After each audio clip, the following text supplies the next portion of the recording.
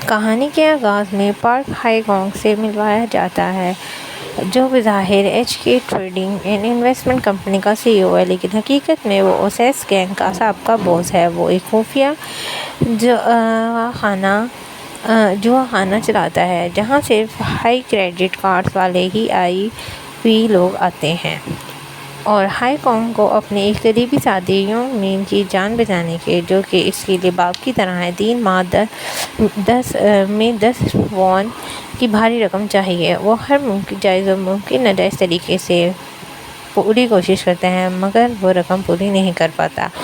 جوا خانے میں ایک کسٹمر آنسک آتا ہے، جو کہ ایک لگژری اپارٹمنٹ بلڈنگ کا مینیجر ہے۔ ہائی کونگ کو پتہ چلتا ہے کہ ایک نئے اپارٹمنٹ کمپلیکس کے لانگ ٹرم ریزرو فنڈ میں اربوں روپے کا کالا دھن چھپایا گیا ہے۔ ہائی کونگ فنڈ کو چرانے کا ماسٹر پلان بناتا ہے۔ اس اپارٹمنٹ میں داخلے اور الیکشن کے لیے فیملی کا ہونا ضروری ہے۔ ہائی کونگ کی ملاقات کونگ ہاری سے ہوتی ہے، جو ایک وکیل بننا چاہتی ہے، لیکن ابھی وہ ایک لا فرم کی ایک فری کاؤنٹر پارٹ ٹائم میں کام کرتی ہے۔ وہ اس سے پہلے ایک اسکول یونٹ میں جعلی ماں کا کردار بھی کر چکی ہوتی ہے۔ ہائی کونگ اسے 5 ملین وون کی پیشکش کر کے اپنی جعلی بیوی بنانے پر راضی کر لیتا ہے۔ دونوں اپارٹمنٹ میں منتقل ہو جاتے ہیں۔ اپارٹمنٹ پہنچ کر ہائی کونگ کو معلوم ہوتا ہے کہ فنڈز تک براہ راست رسائی حاصل کرنے کے لیے لازمی طور پر رہائشی ایسوسی ایشن کا صدر بننا ہوگا، اور ہائی کونگ الیکشن جیتنے کے لیے اپارٹمنٹ کی رہائشیوں کو مکہ لگانا اور ان کے مسائل حل کرنے کا ڈرامہ شروع کر دیتا ہے۔ جونگ سوک جن نامی عورت سے ہوتا ہے، جو بلڈنگ کی سب سے بڑی جاسوس اور خبر خاتون ہے، جو ہر ایک کے راز جانتی ہے۔ الیکشن مہم کے دوران ہائی کونگ کا مقابلہ پینٹ ہاؤس میں رہنے والے ایک تعمیراتی کمپنی کے CEO لی پارک ہائی جون سے ہوتا ہے۔ جنگ وون خود بھی اس فنڈز پر نظریں جمائے بیٹھا ہے اور قانونی خامیات تلاش کرنے میں ماہر ہے، اور اسی طرح ان دونوں کی آپس میں تکرار شروع ہو جاتی ہے۔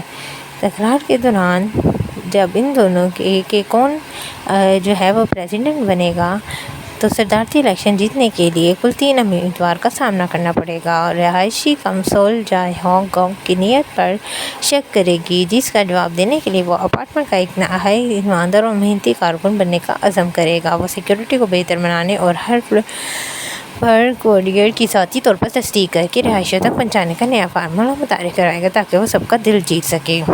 اور فنڈز تک رسائی اور بڑی رکاوٹ ستارت حاصل کرنے کے بعد جب ہائی کونگ لانگ ریزرو فنڈز کو چرانے کے لیے ہاتھ پاؤں مارے گا، تو اسے پتہ چلے گا کہ پینٹ ہاؤس کا CEO لی جونگ پہلے ہی اس فنڈز کے گرد اپنا قانونی جال بچھا چکا ہے۔ چوری کی کوشش کے دوران ہائی کونگ اور وکیل کونگ ہاری کو معلوم ہوگا کہ اس بلڈنگ کے بااثر امیر لوگ غریب اور عام رہائشیوں کا حق مار رہے ہیں اور تعمیراتی کمپنی کے ساتھ مل کے ایک بہت بڑا کرپشن نیٹ ورک چلا رہے ہیں۔ چور اپنے گینگسٹر ماضی کے باوجود ہائی کونگ کا ضمیر جاگے گا۔ وہ اپنے اسٹریٹ سمارٹ دماغ کو چوری کی بجائے معصوم رہائشیوں کو تحفظ دینے اور بڑے مافیا کو بے نقاب کرنے کے لیے استعمال کرنا شروع کر دے گا، جس سے وہ غیر متوقع طور پر سوسائٹی کا سچا لوکل ہیرو بن جائے گا، اور ان دونوں کی جنگ شروع ہو جائے گی۔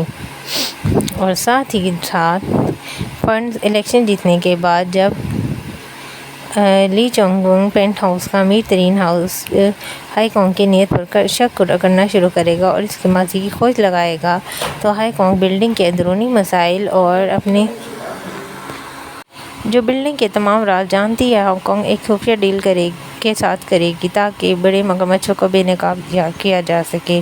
مون سوری جو ہے وہ ہر راستے پہ خبر ہوتی ہے۔ لی چونگ ونگ کو پتہ چل جائے گا کہ ہائی کونگ اور وکیل کونگ ہاری اصل میں میاں بیوی نہیں بلکہ انہوں نے جعلی شادی کی تھی، اور جنگ وون اس راز کو استعمال کرتے ہوئے ہائی کونگ کو بلیک میل کرے گا اور اسے صدارت چھوڑنے پر مجبور کرے گا۔